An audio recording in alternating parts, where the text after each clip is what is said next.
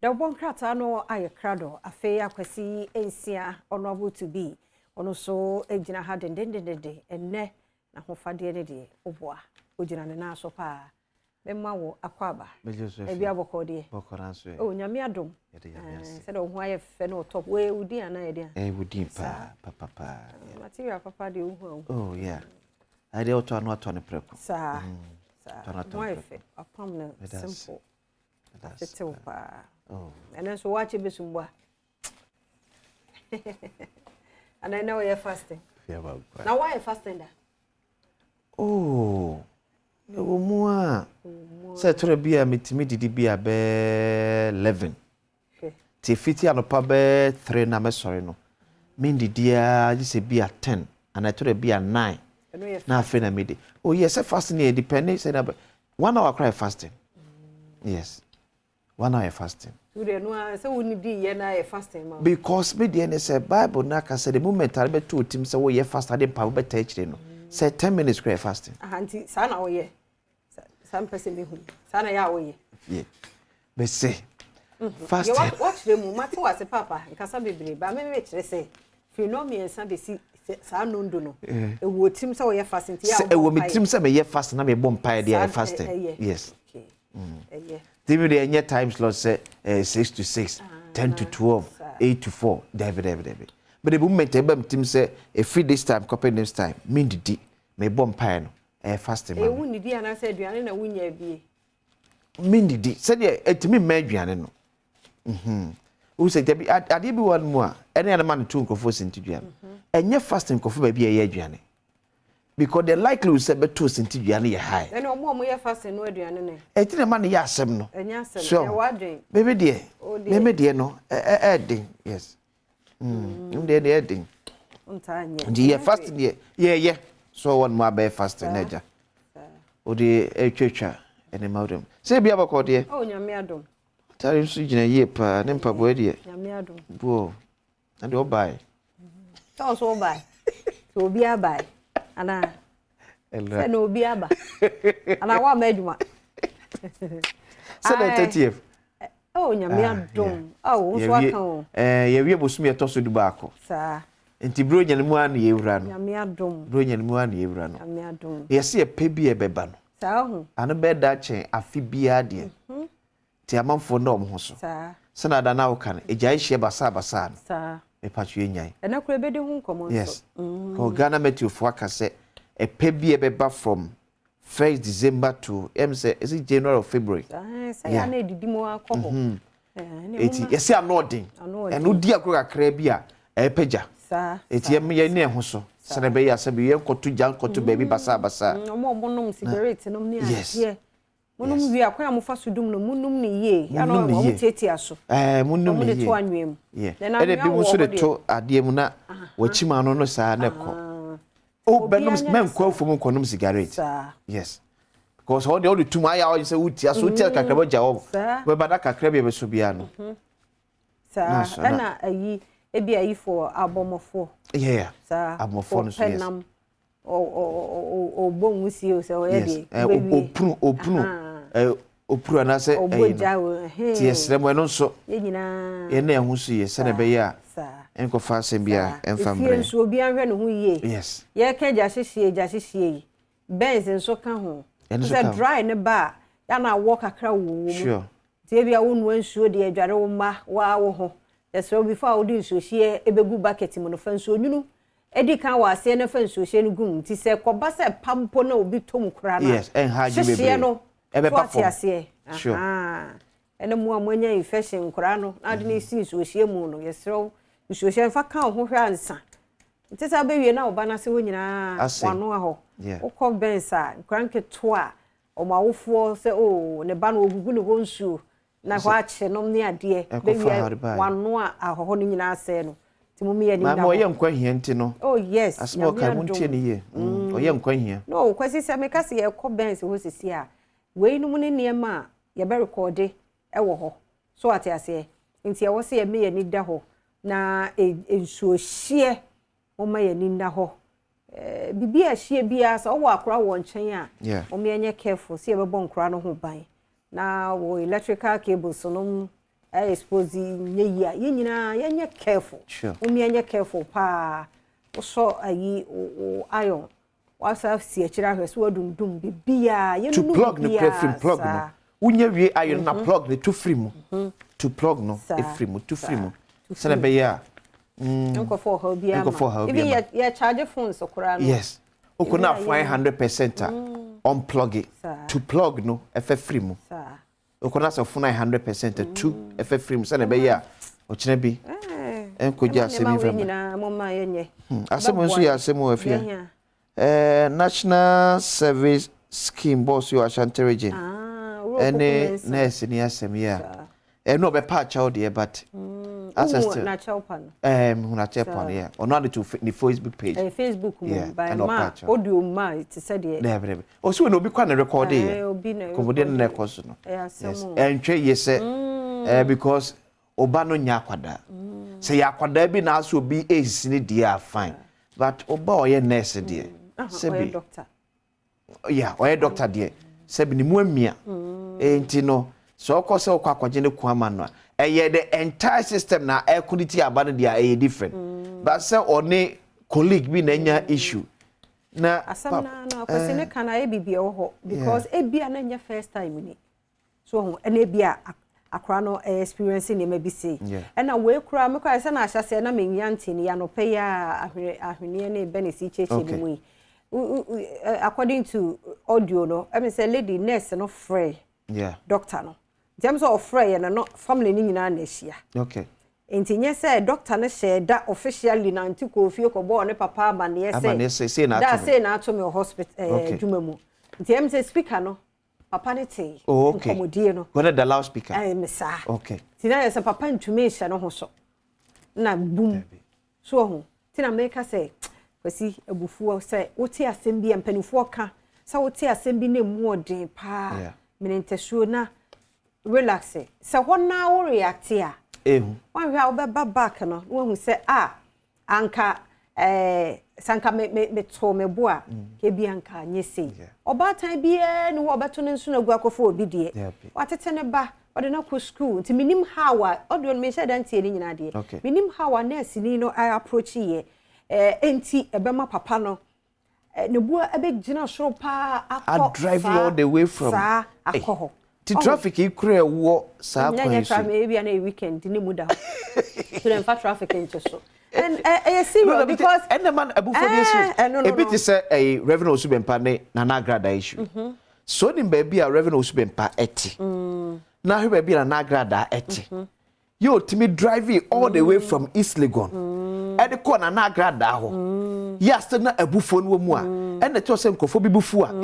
because me say eti wo de fanso what to mu fi East Legon aba bedu hia oponglo etu du La Paz ya traffic akrom no bibia mamu say da bibia madru de me ko osan a nipa na champion nti eso so abufo de obonsam no hyehyama wo hyehyɛ na according to enya according from sabaya into me enfo bia ne so nti no muma adwobra umra muma sumdue mra because ye kan on say na youth na aba no we have daddy b so ho on say da mresa enti no ejeje so kakra no ni ade but afutuo bi wan kwa na ma me say asem we en mediato me kotodio mu pa menka ma obi anso nti me hwe se bebre su nim kwasi de esi wa adwuma mu ya ma me fa nkofie because ye nyina ye nipa ye nyina na kwasi gina hoyi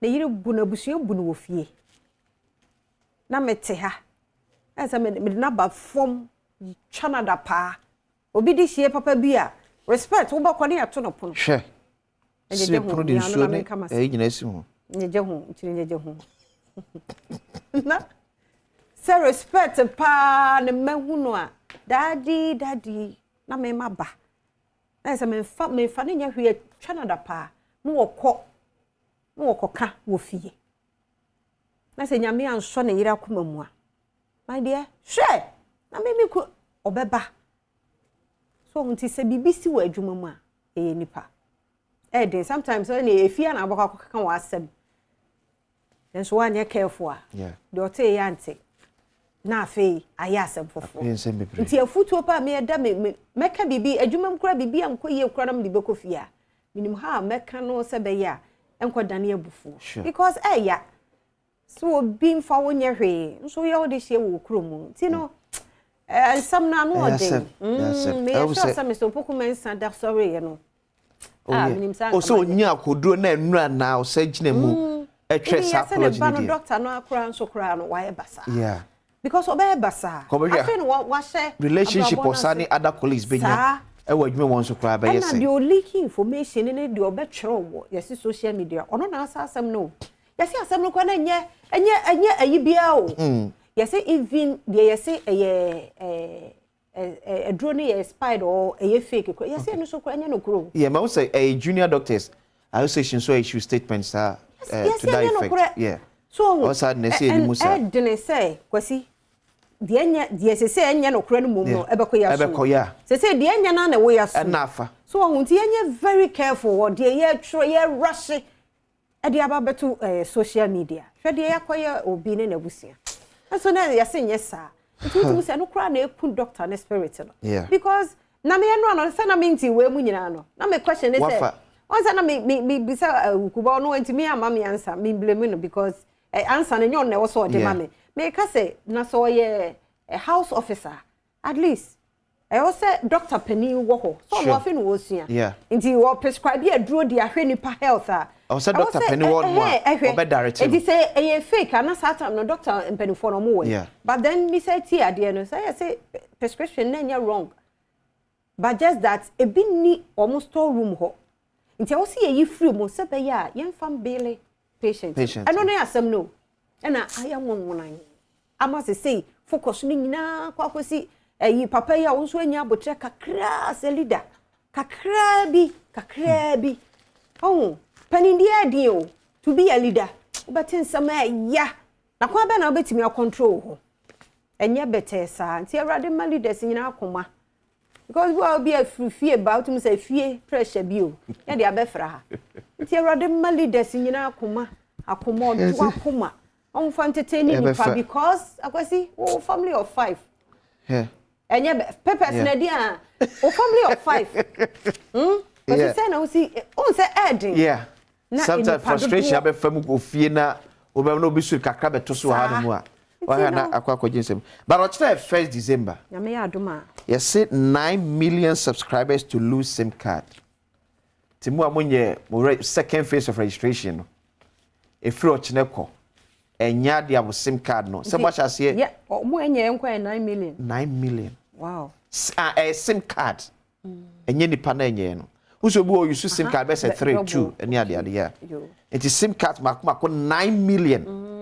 na yen register no okay enwie yen tiese for bochina ekobai close of ne na so onwie no so ye oho bia ochina SIM card no mid morning you say midnight the start 12 it will SIM card be ye egona MC we wabo so that NCA tightens vigilance sa fe dey say on ba be monitor TV stations and radio stations program yeah almost if no munya evidence and from National Media Commission because I see yi pono also me nyiye because one show Facebook nti unya bibia fan ko kire yes NCA na kasa abo apata esiase ya all record bibia program bia etu ya oji ho achinya na oyi ama evidence based yes ntwen ma me na benim say na omo wo before radio I remember him say some time ago station me here kwesinya ntachi interview eno ka so ba bepe no so omo say o man record that day o kwansie koji o sa to twem say 3 messages no yes both radio and TV the same thing just we are so a TV station now we be there wada obua o mechu ene kwasi mi ntwo no wo ka we say no ampofo je obi statement bi wo Facebook and social media nipa no say Adom TV ye logo ye da he kura obi ha de na on say Adom TV MGL ewo ho na sa nipa no so wo ho no ono so wo Adom binti TV na che say ye colors no a and only TV so atu oni mu te say the Adom TV de etie na odi bi no ahyenchen enti wo a obeka so Adom TV so niam a wo show o show no ti yesra mu ye tiefo ne yahwefo papa bi mo mani na ho o mane na ho na Adom TV Adom TV ye station enye Adom bi enti TV ye TV no won say eda ho bem TV ni da ho me ya say ye nya TV ni hye onim enti ye ni Adom bi nti TV ye de Adom TV Adom TV Adom no TV ni hye emu no de bi ni nti nti bi no won chen onko bi anka ho bi na te no ho tu ku Adom TV na kasa na bi the same colors the same colors on hwe die ni and say ya na nipa na te but the bi nti TV anka ho papa Adom bi so eti say ya no wafa ye die ni na kwabena ni didi wo ye die ho to the bi aba oh yes momo nyesa na kwasi twum ne mpanimfo enya dey pen wo mo de adwene we ba yesre mo didi wo de ho se wo de wa ye ni se kura en fire colors in some fa TV ni mehye ye oni mu ye different designs wo ho momo nyesa wate na mo yesa na mo ngu nipa ni mu ase enya better sa yesre mo ye careful ya to wo ne ba ko to so mienu miensa ye be chi no ye pa cho se me se mre na so yeah say the so nyuma dos ti ye be ko ena ye kwada yes ahosepe beba agudie mu nsem beba nyame ya Adom efiada yenkoso ho mpa ya from now na you oguafo no yenkwankwa wo mo na mu akosi ye be hye wo mo awie ni atene mu nyame de oti obi aba enti ye no wo ho na fe afisem nkomo ena dum jampanifo beba tie ni yie medase so be ne sa na fe kwasi ene sameje mfin so sameje mfin ye tu ashada mafo fanche bibia eno so ye equally important abaye mama na ho behia se betu e de ashada e ba still pense mu ebeba so okay no problem bi esie bi aye nti twen yen enye afidie ni free a wo kwa adwuma nyame fa nko obetimi ahwe live on Facebook/Adom TV e da CPA